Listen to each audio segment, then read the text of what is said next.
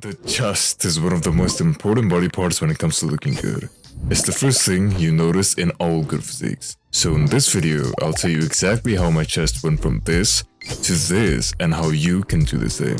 As always, timestamps are in the video description. The first thing you need to know about training chest or any other body part in general is training guidelines. For maximum growth, you want to train your chest 2 to 3 times per week, and you want to rest for 48 hours between each workout. What that would look like is if you trained your chest on Sunday, you would ideally rest for the entire day of Sunday, then Monday, and the next time you train your chest would be Tuesday. You want to do this because the chest, it can push a lot of weight, so it takes a lot of time to recover. As for what your training structure should look like, you want to aim for 6 to 10 sets per week, 2 to 0 reps in reserve, and the 5 to 10 rep range. I said a lot of things, and let me explain. 6 to 10 sets per week, for some of you that might be incredibly low. If you train 2 to 0 reps in reserve, you can perform 10 movements of an exercise. Let's say that is your theoretical max. Let's say you could only get 8 repetitions in. So 10 minus 8, that would be 2. Now your reps in reserves, your repetitions that you didn't do would be 2. Similarly, if you did it 12, and then you only did, let's say 7, your repetitions in reserves, RIR, would be 5. And the closer your RIR is, the better your gains generally. This graph from a meta-analysis that compared proximity to failure to muscle hypertrophy. Meta-analysis, which is just a compilation of a bunch of research papers done on hypertrophy, how much your muscle grows. Proximity to failure is just the amount of reps and reserves that you have. There's almost a linear trend, how much muscle you gain compared to how close to failure you get. The general consensus is, closer you get to failure, the better the gains you get as a result. This is another meta-analysis which compared over 30 different studies, and it found that more resistance training in trained athletes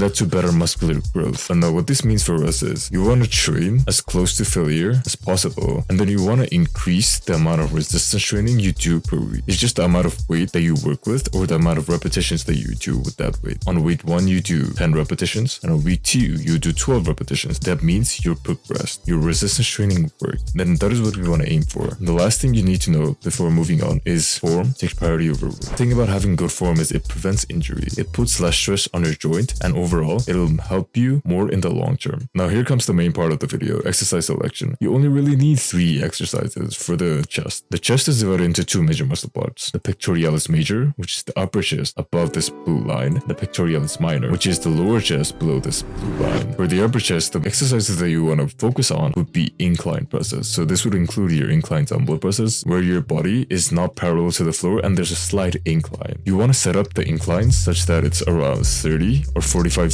degrees off the floor. Same with the incline dumbbell presses, very easy to set up. You just take a bench and you grab a pair of dumbbells. Your arm is allowed to move freely along this path, and it's not constricted by unlike a bar. It's relatively easy on the joints. But the drawback is it's difficult to progress in, especially if you live outside of the United States, where dumbbells go up in increments of 5 kilos instead of 5 pounds. If you're doing 25 kg dumbbell presses for like 10 reps, it's incredibly hard to move on to like 30 kgs and then still have 5 reps in the tank. Second exercise we have a very staple exercise, the incline bench press. Very easy to set up. You just grab a bench, you set up the bar, and then you load the weights. It's very easy to progress because with weights, you have 2.5 kilo weights and 5 kilo weights, so you can just pop those in the side. You could be doing 80 kgs for 5 reps 1 week, and then 2 weeks later, you could bump that up to 85 kgs per week. It's difficult on the joints because the bar path is more limited. With dumbbells, you have more freedom over how your arm moves. With the bench press, bar is straight. And another point I don't see mentioned often is it's very easy to get injured. That is like the double-edged sword. You progress very easily, but sometimes the movement feels off for you, and then it's very easy to get injured. Especially if you don't have somebody looking over you, you can drop the bar, you can fall on you. The next exercise we have is an incline cable fly. This exercise in particular has insane range of motion and it's extremely easy to progress in. You aren't constricted by any bar path or any dumbbells, and it's very easy to progress in because you can just put on like a 2.5 kg plate. In the long run, it'll add up. However, the thing with this exercise is it's difficult to set up, especially if you're in crowded gyms. It takes 2 cables from the pulley machine, and then you also have to set up a bench on top of that as well. You kind of have to adjust the bench multiple times, which can lead to a lot of time loss if you don't have a lot of time to work with. And for the lower chest is worked particularly when we do flat presses. We now want to remove that incline completely and be parallel to the floor if possible. The first exercise we have is the chest machine press. You don't even have to set up anything. The only thing you do have to set up would be the seat height and the weight that you're working with. The range of motion is extremely good. Easy on the joints. It's very easy to progress. But one flaw with this exercise and chest machine exercises in general is that the range of motion can be unusual because you're forced to move in a strict linear path, which can feel a bit unusual, especially because the machine isn't fit to accommodate all people. The next exercise we have is the flat dumbbell press. This is pretty much the same pros and cons as the incline dumbbell press variation. It's very easy to set up, wide range of motion, easy on the joint, and difficult to progress. Now the last exercise we have is the flat bench press. Whenever we ask a beginner about working out, this is probably the first exercise to think of. As mentioned with the dumbbell press earlier, has the same pros and cons of the incline bench press. Very easy to set up, easy to progress, but for bar path may cause difficulties. And since it's so easy to progress and overload, it's easy to get injured as well. Now the last category of exercises we have targets the overall chest. These are pretty much complementary exercises which don't necessarily target a particular head, but you should include them anyways. The first exercise is the pec deck fly. The thing with all the machines is they're so easy to set up. Their range of motion is adjustable. You can adjust the pec deck thing here. It's very easy on the joints. The fixed path here with the handles can be unusual, especially if your limbs are on the longer or shorter side. Next up we have the dumbbell fly. With all dumbbell bench exercises in general, also has pretty much the same pros and cons. Easier to set up and it has a very wide range of motion. You can pretty much stretch your arms out infinitely. The range of motion can feel a bit unusual, especially since it puts so much stress on your joints. And the next exercise we have is cable flies. This would have been probably the best exercise in my opinion if it weren't for the pec deck fly. You just take 2 pulleys, take a couple steps forward from the pulley machine, and then you just bank out these reps. It has very wide range of motion. You can pretty much let your arm move freely anywhere, but then again, the range of motion can be a bit unusual because there's nothing to guide you. You're almost too free. You can, in a lot of cases, be doing the wrong form, especially in the beginning. Now, I mentioned 3 exercises per category in this video because, first of all, I respect your time,